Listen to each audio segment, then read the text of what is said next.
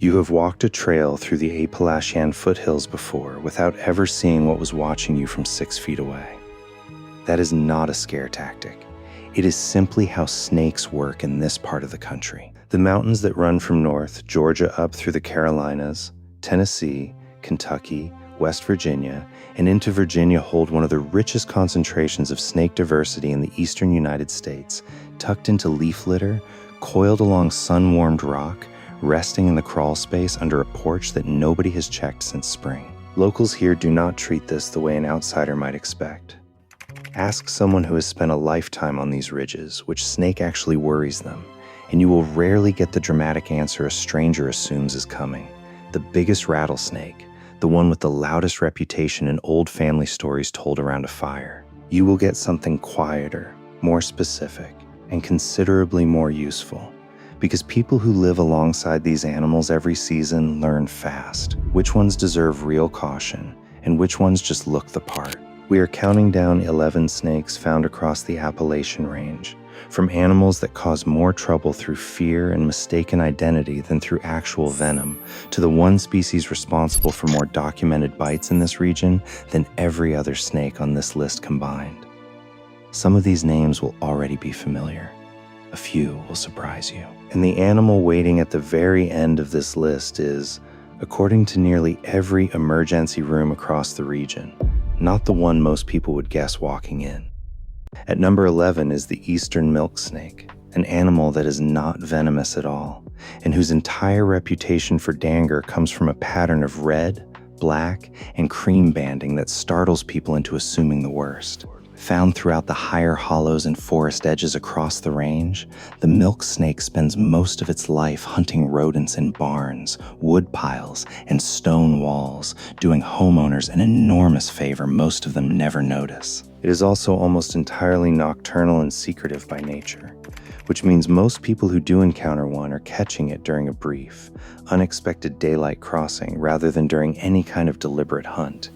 And that element of surprise only sharpens the panic that follows. The actual danger it poses has nothing to do with venom and everything to do with the reaction it provokes. Panicked swings with shovels and hoes that send people to urgent care with lacerations far worse than any snake would have caused on its own, and a pattern of mistaken identity that occasionally leads someone to relax around an actual venomous species because they assume, wrongly, that they already know what a dangerous Appalachian snake looks like. Number 10 belongs to the eastern hognose snake, a species so committed to its own theatrical bluff that most encounters end in confusion rather than injury. When threatened, a hognose will flatten its neck into a hood, hiss loudly, and strike with its mouth closed. And if that fails to scare off the threat, it will roll onto its back, open its mouth, and play dead with startling commitment, tongue lolling out, body limp, occasionally releasing a foul smell for added effect. The snake is mildly venomous, using rear fangs primarily to subdue toads, and bites to humans are exceptionally rare and rarely serious.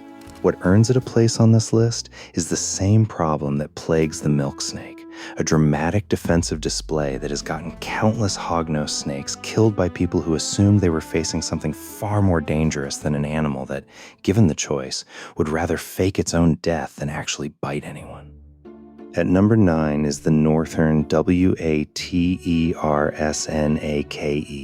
thick-bodied, dark-banded, and constantly, unfairly, mistaken for a cottonmouth by anyone who has heard stories about venomous snakes in the water without learning how to tell the difference. Watersnakes are common along the creeks, ponds, and slow rivers that thread through Appalachian valleys, and they are not venomous, but they are not shy either, and a cornered water snake will bite hard, repeatedly, and release an anticoagulant compound in its saliva that keeps a wound bleeding longer than the injury itself would suggest. Most bites happen exactly the way you would expect. Someone attempting to kill or move a snake they believed was dangerous, only to end up with a handful of small, painful punctures from an animal that was never venomous in the first place, and was, until that moment, simply trying to get back to the water. Number 8 is the eastern rat snake, a long, powerful constrictor that can reach lengths that surprise people who assume anything that large in Appalachia must be dangerous. It is not. The eastern rat snake kills exclusively by constriction, feeds heavily on rodents, and poses no venomous threat to humans whatsoever. Its danger is almost entirely indirect. Drivers swerving on rural mountain roads to avoid a long, dark shape stretched across the pavement. People startled off ladders and porch steps by an animal they find coiled somewhere unexpected. Homeowners who discover one in an attic or a chicken coop and injure themselves attempting to remove it without knowing that the snake, annoyed as it may seem, has no meaningful way to hurt them at all. Older residents across the region often describe a working truce with the species that younger homeowners rarely inherit, tolerating a resident rat snake around a barn or coop specifically because it keeps the rodent population, and by extension the venomous snakes that hunt rodents, from taking up residence in the same place. At number 7 is the eastern coral snake, present only at the extreme southern edge of the Appalachian range in parts of Georgia and Alabama, and rare enough across the wider region that its danger comes less from frequency and more from what happens when a bite actually occurs. Coral snake venom is neurotoxic, working through the nervous system rather than the tissue damage associated with pit vipers, and its bite can initially feel minor enough that victims delay seeking treatment, a dangerous mistake given how quickly neurotoxic symptoms can progress once they begin. Compounding the danger further, coral snake antivenom has grown increasingly scarce in recent years, and emergency rooms across the wider Appalachian footprint see so few coral snake bites that treatment protocols are not always second nature to on-call physicians, turning an already rare and serious bite into a race against both biology and unfamiliarity.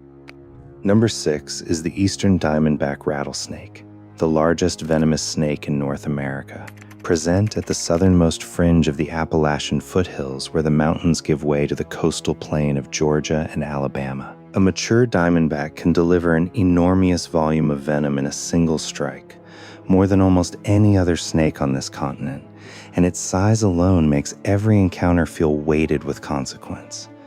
What keeps it from ranking higher on this particular list is simple geography. The diamondback's presence in true Appalachian terrain is limited to a narrow southern edge, which means most residents across the broader mountain range will live their entire lives without ever encountering one, however formidable the species remains where it does exist.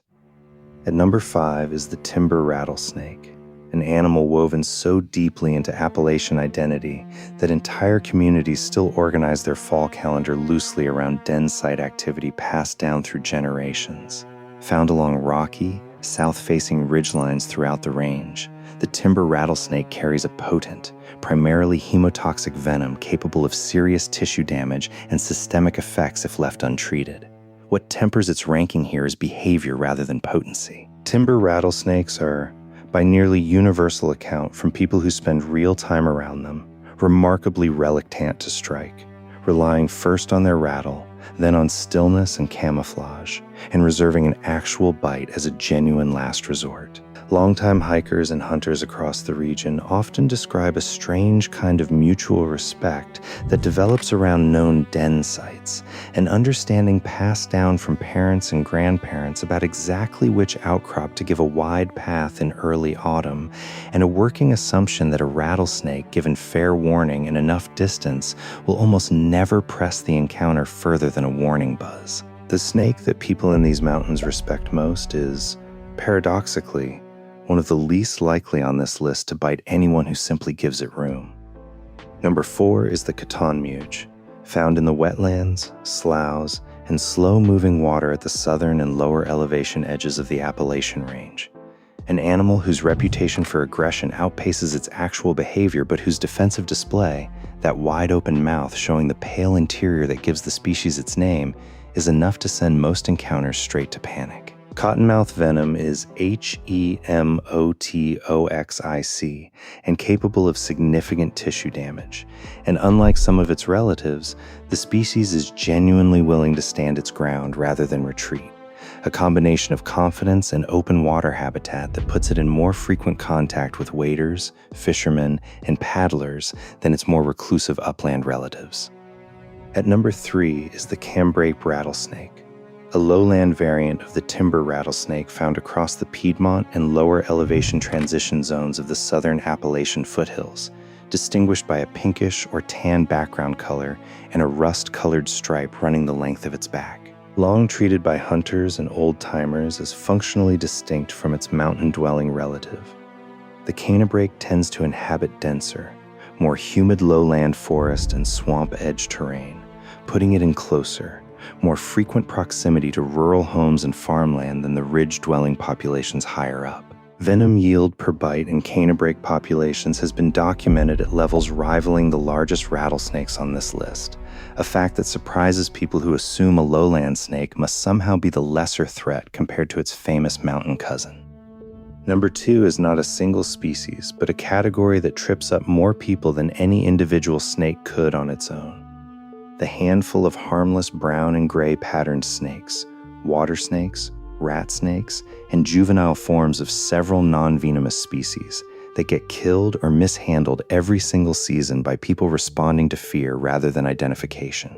The danger this category represents is not biological. It is behavioral, a pattern repeated across generations in which uncertainty gets resolved with a shovel instead of a second look, and in which the resulting injuries, cuts, falls, and the occasional bite from an animal defending itself against an attack it did not provoke add up to more emergency room visits across the region than several genuinely venomous species combined.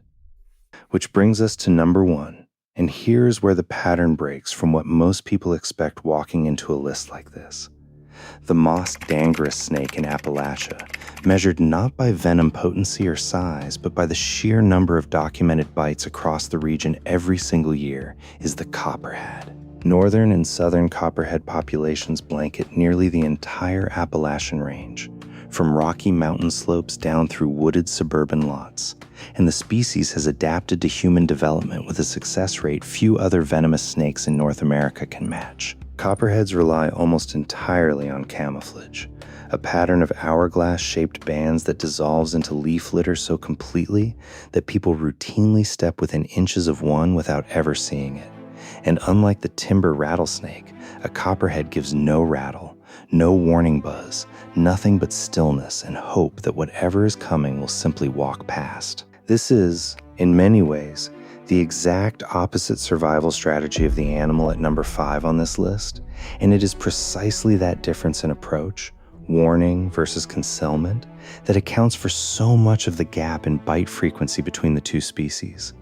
A rattlesnake announces itself and hopes the warning is enough. A copperhead simply hopes not to be noticed at all, a strategy that works remarkably well against most predators and remarkably poorly against a species, humans, that spends an enormous amount of time walking directly through copperhead habitat without looking down. Copperhead venom is, in raw potency, among the mildest of any pit viper in the region, a fact that has led to a persistent and dangerous myth that a copperhead bite is something you can safely wait out at home. That assumption is responsible for a specific, well-documented pattern of secondary complications.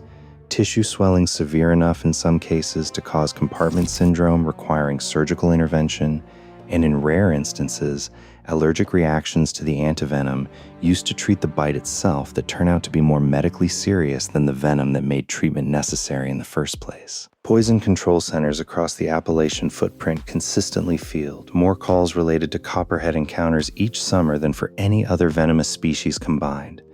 Not because any single bite is especially likely to be fatal, but because the sheer density of the population, spread across mountain slopes, wooded suburbs, and the narrow buffer of trees between a backyard and the woods behind, it puts more people in accidental contact with a copperhead than with every other venomous snake on this list added together. The snake residents of Appalachia respect least, precisely because it seems so survivable compared to its more dramatic neighbors, is the one their own emergency rooms treat more often than every other species on this list put together. There is a particular kind of humility in that fact, one that longtime residents of these mountains already carry without needing a countdown to explain it to them. The snake worth fearing here was never the biggest, the loudest, or the one with the most fearsome reputation passed down in stories. It was the one quiet enough to disappear into a pile of leaves 3 feet from a back porch, common enough to be almost background noise in the landscape, and mild enough in its venom to convince generations of people that it was the one threat on this mountain not worth taking seriously. Appalachia has never needed its most dangerous animal to announce itself. It only ever needed everyone else to stop looking for the obvious one. That lesson tends to stick with people longer than any single statistic on this list, because it says something true about the mountains themselves, not just the animals living in them. Appalachia has always rewarded close attention over dramatic assumption, whether that means reading a ridgeline for weather about to turn, recognizing which quiet hollow floods first after a hard rain, or knowing which small, patterned animal in the leaf litter deserves more caution than the loud one with the rattle. The snakes on this list that get the most attention, the ones with size, venom potency, or a dramatic defensive display, are rarely the ones actually responsible for sending people to the H hospital each year. That distinction belongs quietly and consistently to the animal content to disappear into the landscape entirely, asking for nothing except to be left alone, and getting noticed only in the one moment neither the snake nor the person walking past it ever wanted to happen. If you found this fascinating, hit subscribe for more stories